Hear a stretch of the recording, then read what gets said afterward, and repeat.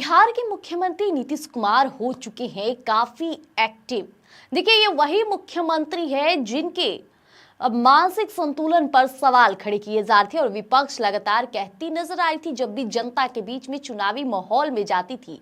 क्या मुख्यमंत्री वो मुख्यमंत्री नहीं रहे जो युवाओं के बारे में सोचते थे, महिलाओं के बारे में सोचते थे, उनकी मानसिक संतुलन ठीक थी। अब उनका मानसिक संतुलन डगमगा गया है, लेकिन ये बात सिर्फ कहने तक ही सीमित रह गई। मुख्यमंत्री नीतीश कुमार इतने ज्यादा एक्टिव हुए हैं कि योजनाएं गिनवाते गिनवाते शायद आप भी थक जाएं। इतनी योजनाएं नीतीश कुमार लेकर आए हैं, हर किसी को लाभान्वित कर रहे हैं, चाहे वो महिला हो, युवा हो, हर वर्ग के लिए उन्होंने जो कार्य करना शुरू किया है उसमें अब किसी प्रकार की प्रतिरोध नहीं देखने को मिल रही है। और विपक्ष के पास अब मुद्दा नहीं रह रहा है कि वो नीतीश सरकार को थोड़ा सा भी मुद्दों से घेर सके।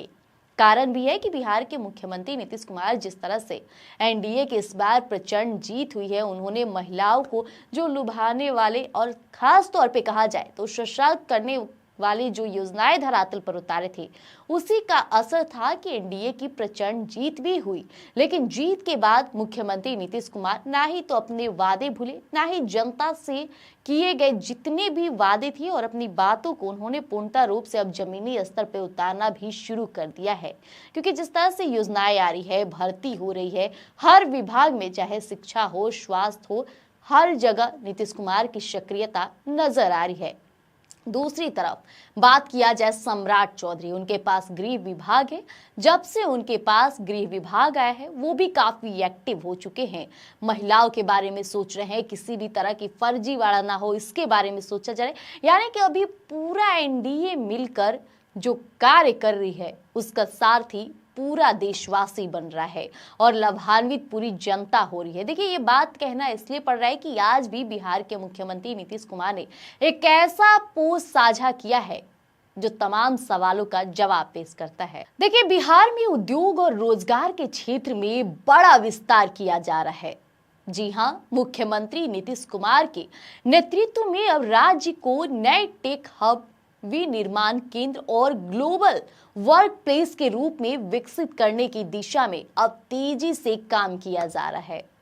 इस कड़ी में आज हम आपको बताएंगे कि कैसे आखिरकार बिहार में उद्योगों की स्थापना से लेकर स्टार्टअप और रोजगार के नए अवसर बन रहे हैं। ऐसे में राज्य में उद्योगों को बढ़ावा देने के लिए मुख्यमंत्री नीतीश कुमार उद्यमी योजना के तहत अब तक 44,073 उद्यमियों को प्रोत्साहन राशि दी गई है। इससे बड़ी संख्या में लोगों को रोजगार मिला है और साथ ही साथ युवा स्वयं को उद्योग व्यवसाय और स्थापित कर रहे हैं।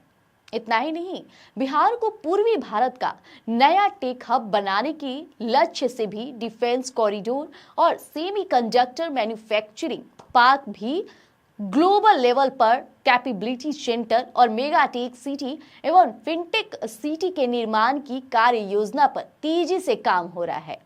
इसके लिए एक विशेष शीर्ष समिति का भी गठन कर लगातार मॉनिटरिंग की जा रही है।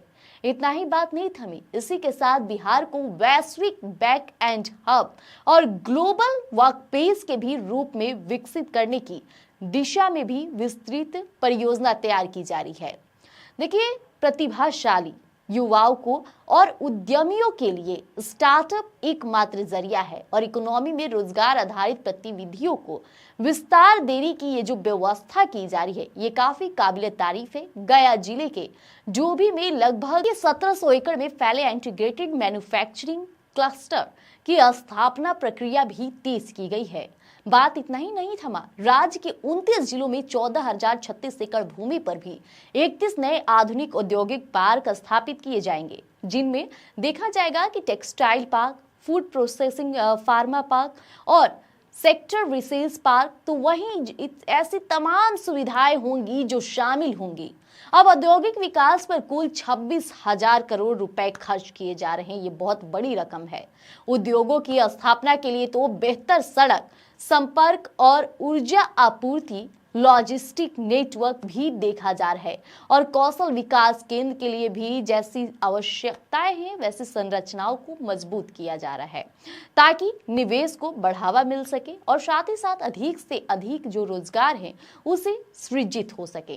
तो ये सारे जो कार्य चल रहे हैं ये सब कुछ नीतीश कुमार के होश में चल रहे हैं, यानी कि नीतीश कुमार इतने एक्टिव हो गए हैं कि अगर अब कोई व्यक्ति कहता है कि बिहार के मुख्यमंत्री नीतीश कुमार की मानसिक संतुलन खराब है तो सबसे बड़ा बेवकूफ उसे ही माना जाएगा, क्योंकि जिस तरह से वर्क का पूरा कॉरिडोर तैयार किया गया है, जो मैप तैयार किया गया है, इससे साफ झलकता है कि नीतीश कुमार की एक्टिवनेस अब युवाओं रोजगार के साथ लाभान्वित होने वाले हैं। तो फिलहाल के लिए इतना ही। ऐसी तमाम खबरों के लिए बने रहिएगा हमारे साथ स्वराज पोस्ट पर।